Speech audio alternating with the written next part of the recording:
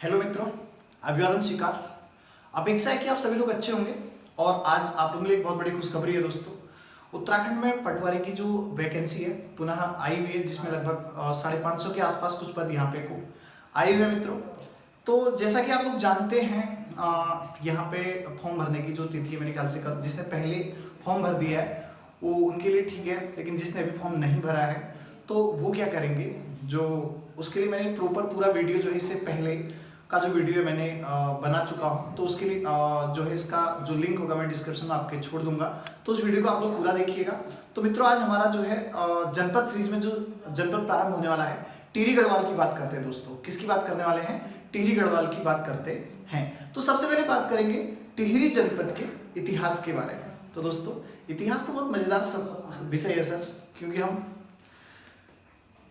इतिहास में ही, मतलब कई लोग इतिहास में ही जीते हैं, तो मैं समझ सकता हूँ या आप लोग भी समझ सकते हैं। बाकी इतिहास की बातें होती रहेंगी। इतिहास में क्या होता है, कुछ खट्टी यादें कुछ मीठी यादें होती हैं, तो उस इतिहास के सहारे जीते हैं। लेकिन दोस्तों, अब इतिहास के सहारे नहीं जीना है। अब आपको जो है अपनी पढ़ाई के दम पे अपने इतिहास को भी बदलना है और अपने भूगोल को भी बदलना है। इतिहास और भूगोल दोनों आपके साथ साथ बदल जाएंगे। तो ऐसी कामना करता हूँ मैं, और आप लोगों से अपेक्षा है कि आप लोग अब जी तोड़ मेहनत करने वाले हैं, जैसा कि मुझे ज्ञात है। आप सभी लोगों से मुझे अपेक्षा है दोस्तों। तो लगभग 550 पद हैं, उसमें से एक ही पद तो चाहिए दोस्तों आप लोगों को। केवल एक पद के लिए आपको क्या करना है, संघर्ष करना है, जिसमें पटवारी के लिए भी है और लेखपाल के लिए भी है मित्रों। तो आगे बात करते हैं सबसे पहले टिहरी वंश के इतिहास के बारे में। जो टिहरी जनपद है, टिहरी जनपद, ध्यान रखिएगा, टिहरी जनपद के थोड़ा सा इसके इतिहास के बारे में चर्चा करते हैं। तो टिहरी जो जनपद है उसका उद्भव की बात करते हैं। तो दरअसल दोस्तों, यहाँ पे को आप जैसे कि आप सभी लोग जानते होंगे, इतिहास में यहाँ पे परमार वंश का शासन था, और लगभग जो है 1815 में क्या होता है, अंग्रेजों और गोरखाओं के मध्य क्या होता है, संगोली की संधि होती है। और तो संगोली की संधि के परिणाम स्वरूप क्या होता है, यहाँ पे को मैं बात करूंगा।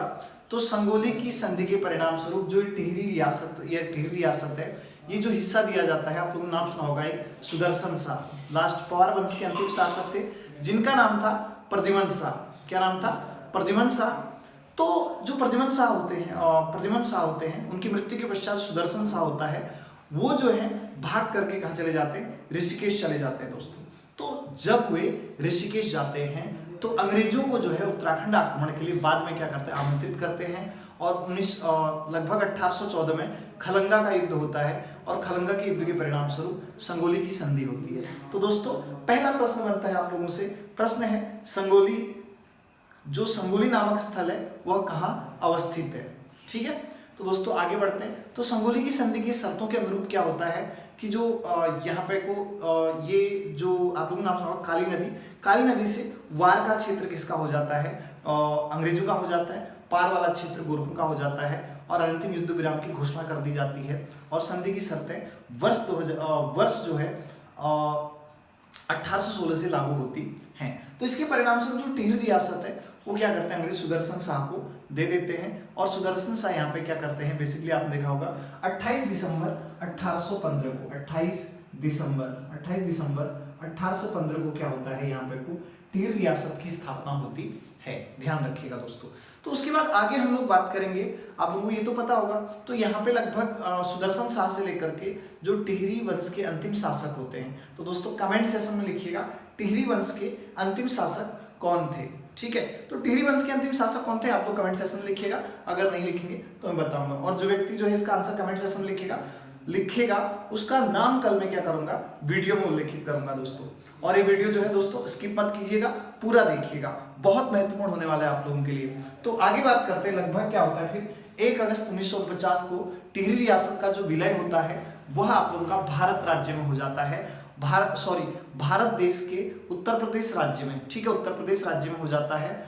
और उत्तर प्रदेश का लगभग नहीं, एग्जैक्टली जो है 50वां जिला क्या बनता है, यहाँ पे को टिहरी रियासत बनती, मतलब टिहरी जिला बनता है। और बाकी उसके बाद उत्तराखंड अलग होता है, तो लगभग उत्तराखंड अलग होने के बाद उत्तराखंड का एक जिला बनता है दोस्तों।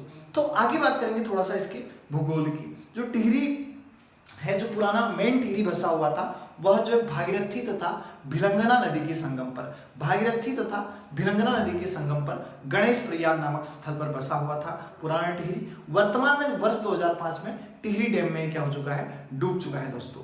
तो आगे बात करने वाले हैं इसकी। फिर क्या होता है कि जो पुराना टिहरी है वर्ष 2005 में टिहरी डैम में डूब चुका होता है, और इसके साथ ही जो वर्तमान में नया टिहरी है या नई टिहरी है वो बौराड़ी नामक गांव में बसाया गया था। कहाँ पे को बसाया गया है, बौराड़ी नामक गांव में बसाया गया है। ठीक है, तो आगे बात करते हैं, फिर सीधे सीधे बात करते हैं। जो टिहरी था, टिहरी को जो है प्राचीन काल में धनुष तीर्थ के नाम से जानते थे। किस तीर्थ के नाम से, धनुष तीर्थ के नाम से जानते थे। और इसके साथ ही जो है किस नाम से जाना जाता था, गणेश प्रयाग के नाम से जाना जाता था। तो दोस्तों ये रहा आपका टिहरी का इतिहास। बाकी बात करते हैं, जो टिहरी डैम है उसे जो है स्वामी रामतीर्थ सागर के नाम से भी जाना जाता है, क्योंकि वर्ष 1906 में 1906 में क्या होता है, एक तपस्वी होते हैं जिनका नाम क्या होता है, स्वामी रामतीर्थ होता है। तो यहाँ पे को क्या करते हैं, समाधि ले लेते हैं। ठीक है, तो जो टिहरी झील है या टिहरी डैम है उसका नाम क्या है, स्वामी रामतीर्थ सागर के नाम से भी जाना जाता है, और दोस्तों श्रीदेव सुमन सागर के नाम से भी जाना जाता है। बाकी रही बात टिहरी रियासत की,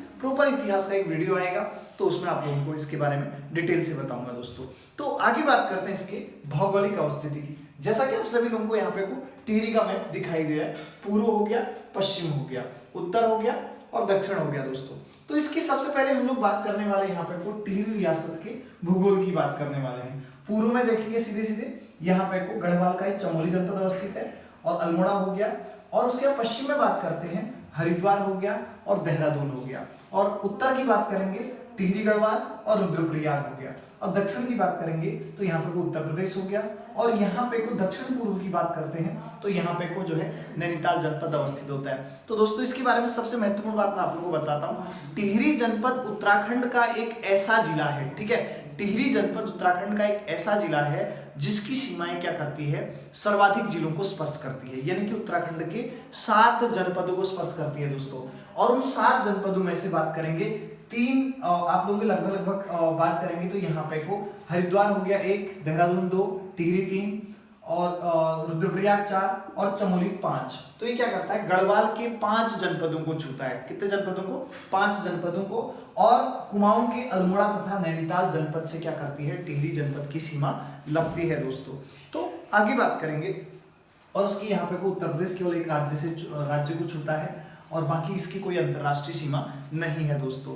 तो आगे हम लोग इसमें बात करने वाले हैं, जो टिहरी जनपद है, टिहरी जनपद का आकार क्या है, तितली के आकार का है, और इसकी जो ऊंचाई है समुद्र तल से 1750 मीटर है। कितनी है, 1750 मीटर है, और लगभग इसके क्षेत्रफल की बात करता हूं तो 3642 वर्ग किलोमीटर का इसका क्षेत्रफल है। और उत्तराखंड में सर्वाधिक वर्षा वाला स्थल, ठीक है, नरेंद्र नगर है, वो भी कहाँ पे को अवस्थित है, टिहरी में ही अवस्थित है। तो दोस्तों आगे बात करते हैं यहाँ की कुल तहसीलों की बात करते हैं। कुल यहाँ पे कितनी तहसीलें, 12 तहसीलें हैं। 12 में से कुछ जिसका मुझे मैप मिला मैंने बना दिया, नरेंद्र नगर, देवप्रयाग, जाफनीधार, टिहरी, धनौल्टी, प्रतापनगर और घनसाली, यहाँ तक तो मुझे मिले, मैंने मैप में दर्शा दिए। बाकी का मुझे मैप नहीं मिला, तो उसके बाद मैं इसको दर्शा नहीं पाया दोस्तों। तो यहाँ पे कुल कितने, 12 तहसीलें हैं। और 12 तहसीलों की बाद अगर मैं बात करूंगा तो यहाँ पे को जो कुल विधानसभा क्षेत्र हैं, यहाँ पे 6 विधानसभा क्षेत्र हैं दोस्तों। 6 विधानसभा क्षेत्र में नंबर 1 धनौल्टी हो गया, नंबर 2 नरेंद्र नगर हो गया, number 3 Tehri, number 4 Devprayag, number 5 Pratapnagar और नंबर 6 घनसाली। और इसमें से जो घनसाली वाली सीट है ये जो है एससी के लिए आरक्षित सीट है दोस्तों। किसके लिए, एससी के लिए आरक्षित सीट है। ये आप लोगों के लिए क्या हो जाता है, महत्वपूर्ण हो जाता है। अब आगे बात करेंगे यहाँ की, अगर हम लोग बात करते हैं तो यहाँ के कुल विकास खंडों की बात करते हैं तो यहाँ पर कुल कितने विकास खंड है, 9 विकास खंड हो जाते हैं। ठीक है, तो ये बात आपके कीजिएगा, याद रखिएगा। और यहाँ की जनसंख्या की बात आती है, लगभग 6 लाख के आसपास यहाँ की जनसंख्या है, और यहाँ की जो जनसंख्या वृद्धि दर है वो 2.35% है, यानी कि 10 साल में जो जनसंख्या का वृद्धि दर है। और आती अब बात किसकी, जनघनत्व की। तो यहाँ का जो जनघनत्व है 170 व्यक्ति प्रति वर्ग किलोमीटर में यहाँ को क्या करते हैं, निवास करते हैं। और यहाँ का लिंगानुपात है 1078। लिंगानुपात से तात्पर्य प्रति 1000 पुरुषों पे महिलाओं की कुल संख्या, तो अच्छा खासा लिंगानुपात है, 1078 यहाँ का लिंगानुपात है दोस्तों। यानी कि 1000 महिलाओं पर 1000 पुरुष पर कुल कितनी महिलाएं हैं,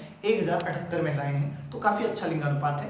और सबसे अच्छा जो लिंगानुपात है उत्तराखंड में वो किसका है दोस्तों, अल्मोड़ा का है, यानी कि लिंगानुपात में सर्वोच्च स्थान किसका है, अल्मोड़े का है। तो ये बात भी आप लोग क्या कीजिएगा, याद रखिएगा। उसके बाद आगे बात करते हैं, यहाँ पे साक्षरता दर की बात आती है तो यहाँ पे को 64.28% यहाँ की क्या है, साक्षरता दर है। अब बाकी अगर आगे बात आती है यहाँ पे सॉरी साक्षरता, यहाँ पे जो साक्षरता है 72 लगभग बात करता हूँ तो 72 कुछ प्रतिशत में है, और जो महिला साक्षरता 64% के आसपास है। और पुरुष साक्षरता की बात करते हैं तो यहाँ पुरुष साक्षरता कितनी है, 89.76% यहाँ की क्या है, पुरुष साक्षरता दर है। तो दोस्तों ये हो गया। अब आगे बात करने वाले हम लोग टिहरी रियासत में जो सबसे महत्वपूर्ण चीजें हैं उनकी बात करेंगे।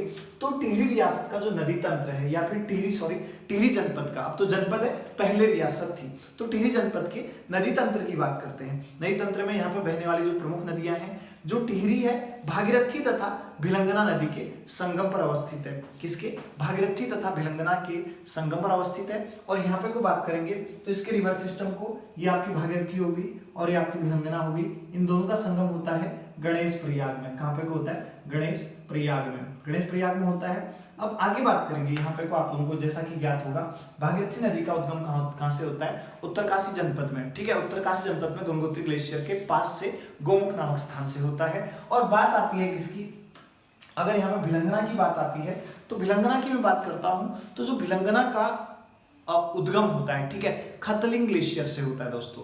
जो खतलिंग ग्लेशियर है वो आपका कहाँ पर अवस्थित है, टिहरी जनपद में अवस्थित है। तो ये आप लोगों के लिए क्या हो जाती है, महत्वपूर्ण बात होती है। अब ये तो हो गया, तो ये एक बेसिक यहाँ का क्या था, और जो टिहरी रियासत है उसका बेसिक भूगोल था। तो दोस्तों इस वीडियो को देखने के लिए आप सभी लोगों का बहुत बहुत धन्यवाद। और इसके साथ इस वीडियो के आप लोग क्या करेंगे, पूरे के पूरे नोट डाउन करेंगे। और नोट डाउन करने के बाद जो है अभी इसके बाद मैं इसके टेस्ट सीरीज भी प्रारंभ करने वाला हूँ। और बेसिकली ये जो मैं आप लोगों को पढ़ा रहा हूँ उत्तराखंड पुलिस के लिए, और उत्तराखंड में होने वाले जो आज पटवारी की वैकेंसी निकली हुई है, ये जो मेरे सारे के सारे वीडियो उत्तराखंड में होने वाले सारे एग्जाम्स के लिए क्या है, महत्वपूर्ण है। तो दोस्तों बने रहिए, अपना प्यार और अपना आशीर्वाद मेरे साथ यूं ही बना के रखिएगा। आप सभी लोगों का बहुत बहुत धन्यवाद।